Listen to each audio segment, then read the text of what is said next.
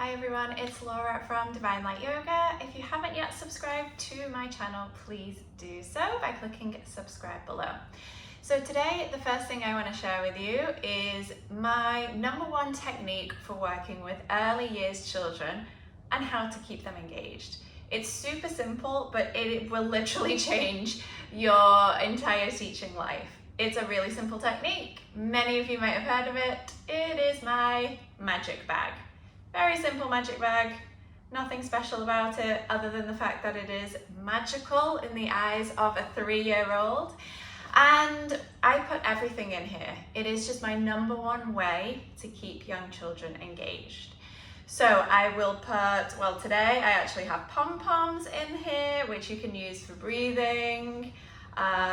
You can put feathers, you can put animals, like wooden animals, little butterflies, flowers, like whatever resources you are using, scarves, musical instruments, shakers or bells.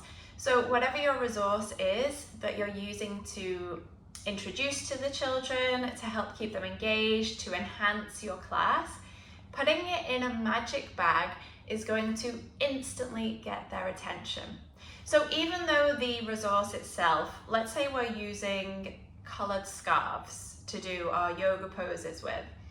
Even though the colored scarves are the reason, they are the engagement technique, they are the engagement resource, putting them in a magic bag just immediately gets the children's attention.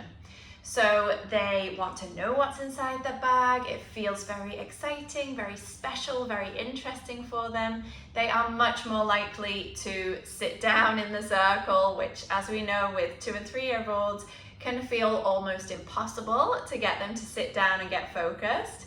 But as soon as I bring out my magic bag, they instantly sit down, they're paying attention, they want to know what's inside the bag.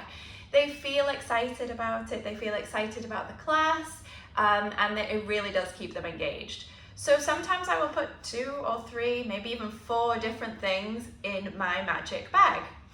So at the beginning of the class, perhaps I have feathers in my magic bag, and then we take one out at a time. We use the feathers for whatever activity I am doing. Maybe it's breathing, maybe it's mindfulness or a sensory activity, and then that goes away. And then later on, maybe I bring out the same magic bag but with something else inside it. So it might be pose cards, and each child picks out a pose card, and we play a game, do an activity with that.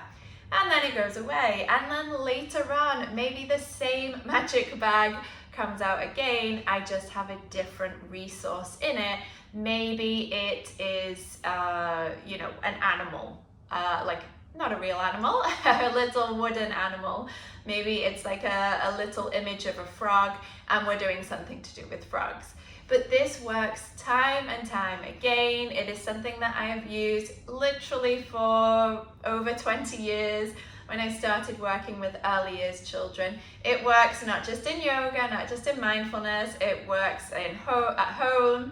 You can use it in music and movement sessions, you can use it in your nursery or preschool classes, whatever you're teaching. The magic bag, it really is magical. Not just for the children, but for you as a teacher. It is a magic technique to make sure that your children stay engaged, focused, and interested in the activity and the teachings that you're sharing with them.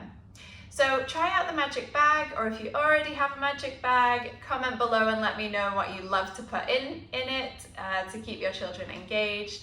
And if you haven't yet tried it, whether you're using it at home, in your early years classroom, or your kids' yoga class, let me know how that goes, and most importantly, how the children respond.